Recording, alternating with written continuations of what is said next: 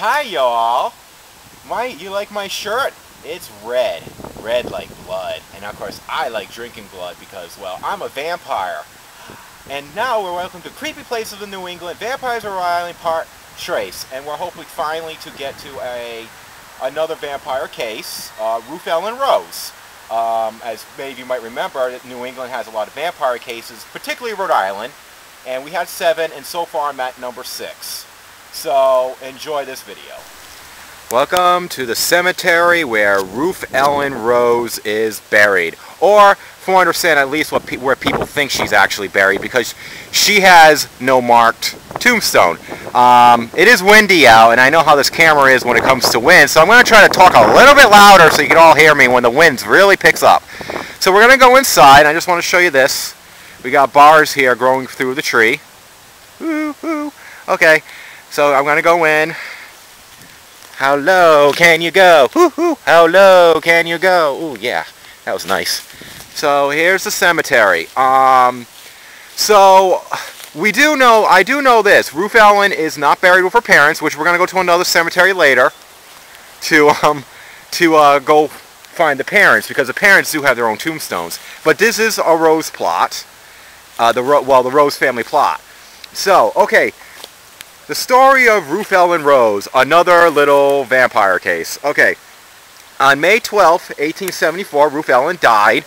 TB, tuberculosis, as it always is. Oh, here's some relatives of hers. Okay, and so in the summer of 1874, more family members were dying from TB. And by the way, as you can see, vandals, I think, have hit it. Well, vandals or maybe nature. I don't mind it when nature kind of, might ruin some of the stuff. I just hate it when you have, like, those loser-ass crackheads who destroy tombstones and stuff like that. So anyway, as family members were becoming sick, they, William Rose, who grave we'll go to later, actually dug her body and burned the heart. Now, I don't know if he actually made it into a potion, because that was also part of it. Like, remember from Mercy Brown and stuff like that. Because and it's actually been shown that he literally did believe that his daughter, Ruth Ellen, who, by the way, I should mention, she was 15, was actually causing the family's illness. So, it's okay cemetery. It's kind of out of the way a little bit in, South Kingstown. By the way, I should mention, this is South Kingstown. However, the family was in Exeter, which is ironic because you also have the Tillinghast and you have the Browns all in Exeter. It was like, wow. Hey Steve, what do you want to tell the folks of YouTube world? Take a look over there. Oh wow, that is such a nice house. No, take a look at the septic tank. Oh, wait, let me do a close-up. Zoom, no volume. Okay, Steve, what is it about the septic tank? Now take a look at what's on top of the septic tank. A dead body? No.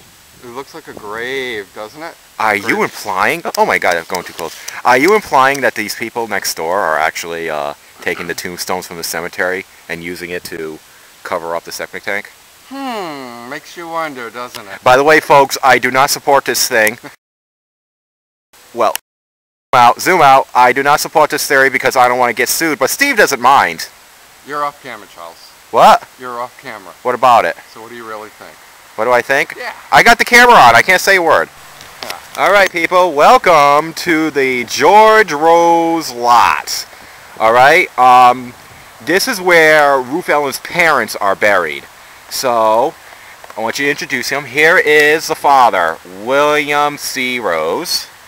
1821, 1911. Quite old. I'm sorry. Sorry my hands are kind of shaky. I don't know why. Maybe because of too much coffee. So, here's the father. Now, right next to him, luckily they get to be next to each other. Mary, wife of, well, William G. Rose. They were quite old, actually. Don't see that too often in some of the, older ones. Now, as you might remember from earlier, on May 12th, 1874, they dug up their daughter. Well, she was a stepmom. Ruth Ellen died. Now, what is interesting about this woman right here? Okay, Mary again. She is related to the Tillinghast. She is the granddaughter of Stuckley Tillinghast.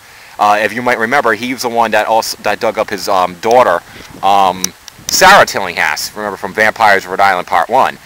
So the thing is, as their family was getting sick by tuberculosis or TB, she remembered what happened to her family, so she might have convinced her husband to dig up the body. Now, isn't that just a great piece of coincidence? Take a look at the cemetery, baby. As you may have remembered from some past experiences, we've often complained about cemeteries in Rhode Island not being well kept. Well, this one is actually very well kept. It's actually quite well preserved. Why? Because it's still in use. 2007, 2008. So that's why it's still well kept, because it's still in use. And look at this. Isn't this cute? The husband's name was Card, so they put a little card right there. But she was a rose, and they have a little rose up there. I just think that is so sweet. I think when they bury me, I think it'll be they'll have a satanic pentagram on mine. One last thing to show, totally vampire related, but this is the front gate to the George Rose lot, and I just want to show you. It's kind of cool. They actually have flowers, and you can see the little thing right here. They're having water.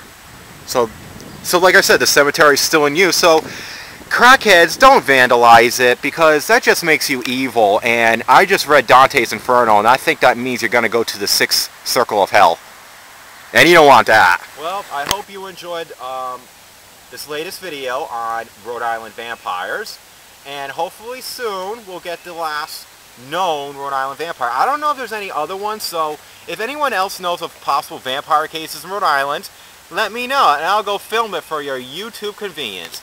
But eventually we will get to Nancy Young, and that will be our last one for our Vampires of Rhode Island Part 4. So, thank you very much, and I hope you enjoyed this video. Yeah!